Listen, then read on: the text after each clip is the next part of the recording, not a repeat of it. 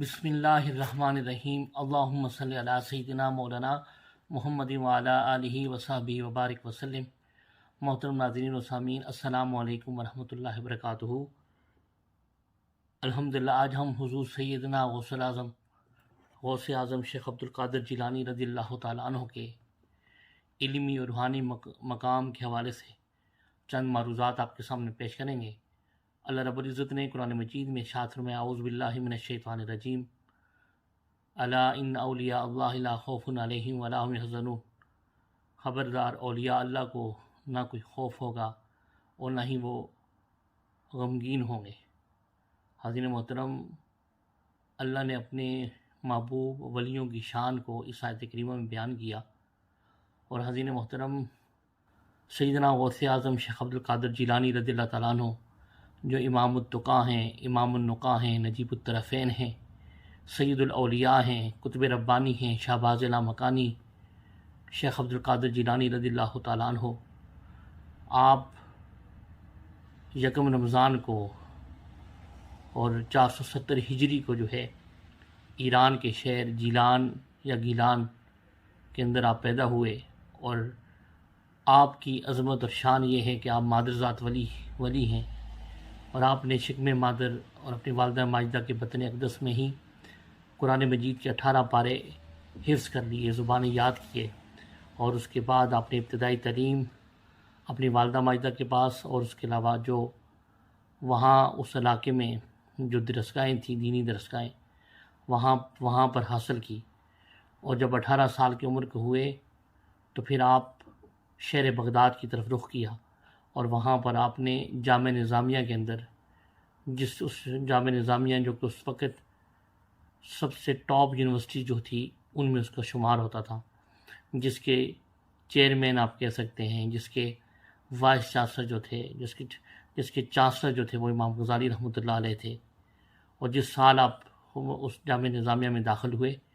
اسی سال امام غزالی رحمۃ اللہ علیہ نے خلوت نشینی اختیار فرما لی تھی۔ اور حاضرین محترم، پھر آپ نے وہاں پر جو ہے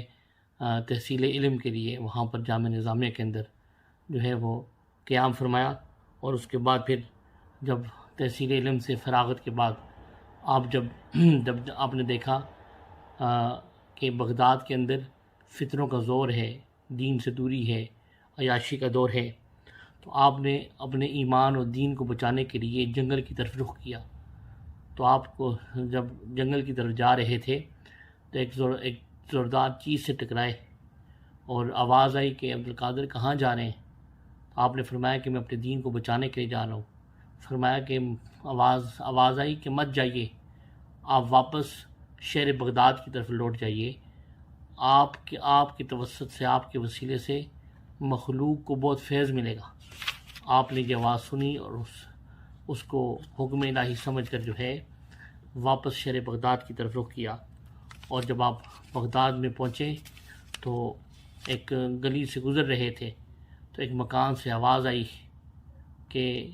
عبدالقادر کہاں جا رہے ہیں؟ تو دیکھا تو کوئی نہیں تھا، تو آپ نے چھان بین کی، تو پھر وہاں پر اس وقت کے شیخ عظیم محدث اور اس وقت کے عظیم عارف شیخ حماد بن مسلم جو تھے، ان کی خانقاہ کو پایا، اور دیکھا کہ وہاں پر جب آپ کو ملے تو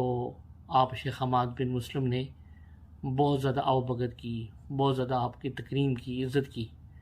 تو آپ وہیں پہ آپ نے اس خانقاہ میں قیام کیا، مجاہدے کے لیے، ریاضت کے لیے، مشقت کے لیے، اور وہاں پر کچھ فقیر تھے جنہوں نے کچھ نازیبہ کلمات کہیں، تو شیخ حماد بن مسلم نے ان کو جو ظاہری فقیر سے مخاطب کر کے فرمایا کہ تمہیں کیا معلوم کہ ان کی عظمت کا، کہ تم ان کو تکلیف پہنچاتے ہو، تم میں سے ایک بھی ان کے مرتبے کا کوئی بھی نہیں ہے۔ فرمایا اس اجمی کا اتنا رتبہ ہوگا، اتنی عظمت ہوگی کہ تمام اولیاء اس کی طرف رجوع کریں گے۔ اور حاضرین محترم، بعض روایات میں آتا ہے کہ آپ نے 20 سال تک ریاضت اور مجاہدے کیے، بعد میں 13 سال تک، اور حاضرین محترم پھر اس کے بعد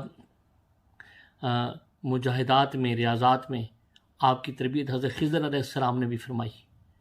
ہر 1 سال کے بعد آپ کی ملاقات ہوتی تھی. اب حضرت خضر علیہ السلام تشریف لاتے تھے، پھر 1 سال کے بعد دوسرے سال آتے تھے، پھر تیسرے سال آتے تھے، اور 3 سال کے بعد تو پھر آپ کی وہ مجلس میں اکثر اوقات جو ہے وہ تشریف فرما ہوتے تھے. اور ایک مرتبہ آپ جو ہے وہ خطاب فرما رہے تھے، واعظ فرما رہے تھے، تو حضرت خضر علیہ السلام کا گزر ہوا تو آپ نے جملہ ارشاد فرمایا کہ کف یا اسرائیلی اسما کلامی محمدی، کہ اے اسرائیلی رک جا اور محمدی کا کلام کو سن سماعت کر. حضرت خضر علیہ السلام رک گئے اور وہاں پر بیٹھ کر آپ کی مجلس میں آپ کا واعظ سنا، آپ کی نصیحت سنی، آپ کا خطاب سنا. اور حضرین محترم، ولادت سے لے کر 40 سال تک آپ کا اتنا عظیم کردار تھا، اتنا اجلا کردار تھا، جو مطابعت رسول صلی اللہ علیہ وسلم میں اتنا جو ہے وہ آپ کا کردار مبارک جو ہے فنا تھا اطاعت رسول میں، اتباع رسول میں، اور حضرین محبت رسول صلی اللہ علیہ وسلم میں، کہ ولادت سے لے کے 40 سال تک کسی کو جرأت نہیں تھی کہ آپ کے کردار پر کوئی انگلی اٹھائے. اور حضرین محترم، جب آپ نے تحصیل علم سے جو ہے فراغت حاصل کی اور اس کے بعد جو ہے جامعہ نظامیہ سے فارغ ہوئے، عبادات، ریاضات، مجاہدے بھی کر لیے، تو پھر آپ نے جو ہے 10 سال تک تدریس کرتے رہے جامعہ نظامیہ کے اندر. اور پھر اس کے بعد جو ہے آپ لوگوں سے واعظ نہیں کرتے تھے، آپ خطاب نہیں فرماتے تھے. تو ایک مرتبہ تدریس کے بعد آپ کیلولہ فرما رہے تھے تو خواب کے اندر تاجدار کائنات صلی اللہ علیہ وآلہ وسلم کی زیارت ہوئی. فرمایا بیٹے عبد القادر، جا اٹھ کر میرے دین کی تبلیغ کرو، واعظ کرو، نصیحت کرو. آپ کے فرمان مبارک کا مفہوم تھا عالم رویا میں. عرض کی کہ یا رسول اللہ صلی اللہ علیہ وسلم، یہاں پر تو بڑے بڑے فصحائے عرب ہیں اور بڑے بڑے فصیح و بلیغ عربی بولنے والے ہیں، میں تو ایک اجمی ہوں، میں کیسے ان سے گفتگو، کیسے خطاب کر سکتا ہوں؟ تو عالم رویا کے اندر نبی پاک صلی اللہ علیہ وآلہ وسلم نے ان کے منہ کے اندر اپنا 7 مرتبہ لعاب دہن ڈالا، اور جب اٹھے تو اس آقا علیہ السلام کے لعاب دہن مبارک کی خیرات اور اس کا فیض آپ نے اپنے اندر پایا. اور جب نماز ظہر کے بعد خطاب کرنے لگے تو بڑے بڑے عرب کے فصحاء بیٹھے ہوئے تھے، تو آپ نے پھر تھوڑا سا تامل کیا اور دیکھا تو مولا علی شیر خدا کی زیارت ہوئی. تو آپ نے پوچھا کہ آپ نے فرمایا کہ خطاب کریں، جھجک رہے تھے تو تامل فرما رہے تھے. تو آپ مولا علی شیر خدا رضی اللہ عنہ نے قریب آ کر جو ہے 6 مرتبہ لعاب دہن ڈالا. تو پھر اس کے بعد جب آپ کے ایک یعنی باب مدینۃ العلم کی بھی خیرات مولا علی شیر خدا نے لعاب دہن کی صورت میں عطا فرمائی، اور مدینۃ العلم تاجدار کائنات صلی اللہ علیہ وسلم کے جو علم لدنی تھا، علم وہبی تھا، علم نبوت تھا، علم رسالت تھا، اس کی خیرات بھی حضور سیدنا غوث اعظم کو جو ہے وہ عطا ہوئی. تو جب حضور سیدنا غوث اعظم شیخ عبد القادر جیلانی اس کے بعد جب آپ خطاب فرماتے تو آپ کی زبان اقدس سے علم کے سمندر رواں تھے، فصاحت و بلاغت کے سمندر رواں ہوتے تھے، اور آپ کی مجلس میں 70 ہزار سے زائد افراد جو ہے وہ شامل ہوتے تھے، اور اس میں تقریباً 400 کے قریب دوات رہ کر بڑے بڑے علماء، محدثین، فقہاء، مجتہدین جو ہیں وہ آپ کی مجلس میں بیٹھتے تھے، زانو تلمذ ہوتے تھے. اور حاضرین محترم، آپ ہر سال جامعہ نظامیہ کے آپ نے جب اس کے ہیڈ بنے، اس کے چانسلر بنے، تو ہر سال آپ کی زیر نگرانی 3000 اسکالرز، علماء، گریجویٹ وہ آپ جو ہے امت مسلمہ کو عطا کرتے تھے، جو فقہ میں، حدیث میں، منطق میں، فلسفے میں، اور علوم القرآن میں، علوم الحدیث میں، تجوید و قرات میں، اور دیگر علوم کے اندر جو ہے وہ سکہ مہارت جو ہے جن کو حاصل ہوتی تھی. اور یہ آپ کے لیے حیرت کی بات ہوگی کہ سلطان صلاح الدین ایوبی رحمۃ اللہ تعالیٰ علیہ، جنہوں نے القدس کو فتح کیا، تو آپ کی آرمی کے اندر میجارٹی جو تھی وہ حضور سیدنا غوث اعظم شیخ عبد القادر جیلانی رضی اللہ تعالیٰ عنہ کے تیار کردہ شاگردوں کی تھی. جو آپ کے خلفاء تھے، جو آپ کے طلباء تھے، جو آپ کے تلامذہ تھے، اور وہ صرف متہجد ہی نہیں تھے بلکہ مجاہد بھی تھے۔ اور ناظرین محترم، آپ کی بڑی عظیم تصنیف جو ہے اس کے اندر جو ہے آپ نے تصنیف بھی ہے، آپ نے اپنی زندگی میں جو ہے وہ تحریر فرمائی۔ آپ کی تصنیفیں فتوح الغیب جس کا موضوع تصوف، اور آپ نے قرآنی آیات اور حدیث کے اعتبار سے دلائل کو تصوف کے جو ہے موضوع کے حوالے سے جو ہے وہ دلائل جو ہے مرتب کیے، ترتیب دیے۔ الفتح الربانی جو آپ کے خطبات کا مجموعہ تھا، تقریباً آپ کے 62 خطبات کا مجموعہ تقریباً اس کتاب کے اندر ہے، جس میں آپ کے خطبات کو مجلس کا نام دیا۔ اور حضرین محترم، پھر اس کے بعد آپ کی کتاب مکتوب سبحانی جو تھی، مکتوب سبحانی وہ بھی آپ کے خطوط کا مجموعہ ہے۔ آپ کی کتاب بشائر الخیرات یہ بھی آپ کی عظیم کتاب ہے اور پھر اس کے بعد الفیوزات الربانیہ فی اوراد القادریہ کے نام سے آپ کی کتاب ہے۔ اور حضرین محترم، آپ اس زمانے کے امام اکبر تھے، اور یعنی آپ تفسیر کے بھی امام تھے، حدیث کے بھی، فقہ کے بھی، عقیدے کے بھی امام تھے۔ آپ ہر روز 13 علوم جو ہے وہ پڑھایا کرتے تھے، 13 علوم۔ اور آپ کا جو جامعہ تھا جس کو شیخ حماد دباغ نے قائم کیا ہوا تھا۔ اور حضرین محترم، آپ کی زیر نگرانی، زیر تربیت جو تھے بڑے بڑے علماء تھے، فقہاء تھے، محدثین تھے۔ اور حضرین محترم جو ہے سلطان صلاح الدین ایوبی کی جو آرمی کے جو ہے چیف تھا، اور آپ کو جو چیف ایڈوائزر جو تھا سلطان صلاح الدین ایوبی رحمۃ اللہ علیہ کا، وہ آپ کے شاگرد بھی تھا، مرید بھی تھا اور خلیفہ بھی تھا۔ اور اتنا سنہری دور کہ جب القدس کو سلطان صلاح الدین ایوبی رحمۃ اللہ علیہ نے فتح کیا۔ اور آپ کی جلیل جتنے بھی شاگرد ہیں وہ جلیل القدر ائمہ حدیث بیان کرتے ہیں، جیسے سیر اعلام النبلاء میں امام ذہبی نے بیان کیا کہ آپ کی ظاہری کرامات اتنی حد تواتر تک پہنچی تھی کہ جتنی کرامات ظاہری کرامات آپ کی تھی، نہ اس سے پہلے اولیاء کو یہ مقام اور مرتبہ اس اعتبار سے حاصل تھا، نہ آج تک کسی کو یہ مقام حاصل ہے۔ اور امام یافی رحمۃ اللہ علیہ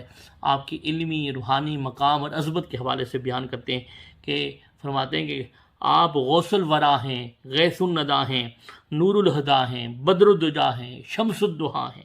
اور حافظ ابن کثیر جو کہ علامہ ابن تیمیہ کے شاگرد ہیں، البدایہ والنہایہ میں جو ہے وہ بیان کرتے ہیں کہ آپ سے خلق خدا نے اتنا کثیر نفع جو ہے وہ پایا کہ جو ذکر سے باہر ہے۔ اور آپ فرماتے ہیں کہ آپ جو ہے آپ کے اعمال صالحہ پر مشتمل تھے، اور آپ مکاشفات کثیرہ کے مالک تھے۔ اور ابن رجب حنبلی جو ہے وہ اپنی کتاب میں آپ کی عظمت، شان اور مقام، روحانی مقام بیان کرتے ہوئے کہتے ہیں کان هو الزاہد شیخ عصر قدوۃ العارفین و سلطان المشائخ و سید اہل الطریقہ محی الدین ابو محمد صاحب مقامات والکرامات والعلوم والمعارف الاحوال المشہور۔ یہ آپ کے مقام، عظمت و شان بیان کی کہ آپ اپنے زمانے کے شیخ تھے، قدوۃ العارفین تھے، مشائخ کے سلطان تھے، اہل طریقت کے سردار تھے، اور محی الدین عبد القادر جیلانی وہ جو تھے صاحب مقامات بھی تھے، کرامات بھی تھے، علوم و معارف کے پیکر بھی تھے۔ اور آپ اس حوالے سے، آپ کے کرامات کے حوالے سے، احوال کے حوالے سے مشہور تھے۔ اور ناظرین محترم، پھر آپ کی شان اور عظمت کی اور آپ کی جو ہے علمی جلالت آپ کے سامنے گوشگزار کی، لیکن آپ بڑے بڑے اس دور کے بادشاہ اور خلفاء بھی آپ کی مجلس میں خادم بن کر، سائل بن کر جو ہے وہ حاضر ہوتے۔ 90 سال کی عمر مبارک پائی آپ نے، 90 سال، اور 91 سال میں جا کے آپ کا وصال مبارک ہوا۔ تو 90 سال تک آپ نے کبھی بھی آپ کے حالات زندگی کا مشاہدہ کریں تو آپ کسی بادشاہ کے، خلیفہ کے دربار میں نہیں گئے، بلکہ خلفاء آپ کی مجلس میں آتے، آپ کی بارگاہ میں آتے اور زانو تلمذ ہوتے، خدمت کے لیے آتے۔ اور 3 سے 5 خلفاء بنو عباس جو ہے آپ کے دور اقدس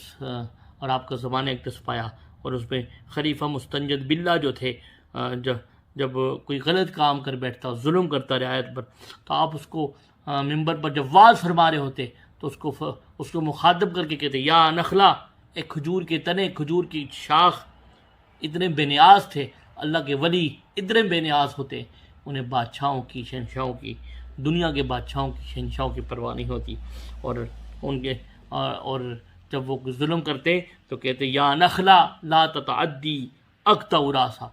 اے کھجور کی شاخ حد سے نہ بڑھ، تمہارا سر میں قلم کر دوں گا۔ تو جو اس کے وزیر مشیر بیٹھے ہوتے تو وہ آپ کا پیغام جو ہے اس تک پہنچاتے، تو پھر وہ اپنی اصلاح کر لیتے۔ اور حضرت محترم آپ کی مجلسوں میں 300 سے زائد کبار اولیاء صلحاء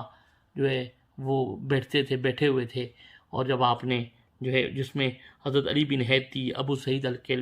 الکیلوی، امام ابو نجیب سروردی، جب آپ نے امر الہی سے یہ جملہ فرمایا قدمی ہادھی علی رقبۃ کل ولی اللہ، کہ میرا یہ قدم روئے زمین کے ہر ولی کی گردن پر ہے، ہر ولی کی۔ امام علی بن حیتی جو تھے، آپ اس مجلس میں بیٹھے ہوئے تھے، آپ فوراً جھکے جس تخت پر آپ تشریف فرما تھے، جس منبر پر، تو آپ نے اپنا سر حضور سیدنا غوث اعظم شیخ عبد القادر جیلانی کے قدموں میں رکھ دیا، اور جو آپ کا فرمان تھا اس کی تعمیل کی۔ جتنے بھی اس وقت آپ کا یہ جملہ سن رہے تھے، امام جتنے بھی ائمہ حدیث، تصوف اور صوفیاء، جتنے بھی اولیاء اللہ تھے، جو آپ کا یہ جملہ سنا، سب نے اپنے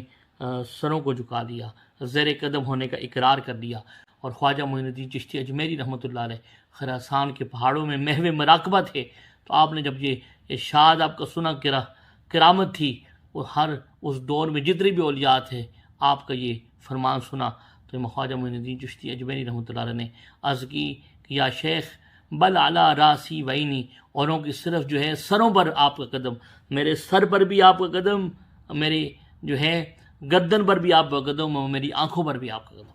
حضرت محترم، یہ سیدنا غوث اعظم شیخ عبد القادر جیلانی کا روحانی مقام اور علمی مقام میں نے آپ کے سامنے بیان کیا، کہ بڑے بڑے اپنے دور کے ائمہ حدیث، ائمہ فقہ، ائمہ اصول فقہ، ائمہ نحو جو ہے امام ابو خشاب النحوی، جو آپ کی بارگاہ میں زانو تلمذ ہوئے، تو آپ کو آپ نے کچھ ماہ کے اندر ان کو اس زمانے کا سبویہ بنا دیا، نحو کے امام سبویہ تھے، یعنی ان کے پائے کا کوئی نحو کا عالم نہیں تھا اس دور میں، اس زمانے میں۔ تو یہ آپ کی علمی جلالت تھی، علمی عظمت تھی، اور آپ کا روحانی مقام یہ تھا کہ روئے زمین پر سب اولیاء آپ کے زیر قدم کا اقرار بھی، اور زیر قدم ہونے کا اقرار کے ساتھ ساتھ آپ کی غلامی جو ہے اپنے لیے فخر سمجھتے ہیں، اپنے لیے باعث سعادت و باعث برکت سمجھتے ہیں۔ حضرت محترم، یہ آج ہم آپ کے سامنے حضور سیدنا غوث اعظم کا جو ہے علمی اور روحانی مقام بیان کیا، یہ جتنا بھی آپ کے سامنے کو شکار کیا، یہ ہمارے شیخ مربی سیدی مرشدی جو ہے شیخ الاسلام ڈاکٹر محمد طاہر القادری مدظل العالی، ان کی جو ہے فیض ہے، ان کی جو ہے کتابوں کا، ان کی خطابات کے سے فیض حاصل کرتے ہوئے ان کی یہ جو مواد آپ کے سامنے پیش کیا، یہ ان کی نظر کرم، ان کی نظر التفات ہے۔ اللہ رب العزت کی بارگاہ میں دعا ہے کہ حضور سیدی شیخ الاسلام ڈاکٹر محمد طاہر القادری مدظل العالی کا سایہ تادم دیر ہمارے سروں پر قائم و دائم رکھے، اور ہمیں حضور سیدنا غوث اعظم شیخ عبد القادر جیلانی رضی اللہ تعالیٰ عنہ کی توجہات، فیضات، برکات و خیرات عطا فرمائے۔ وما علینا الا البلاغ المبین۔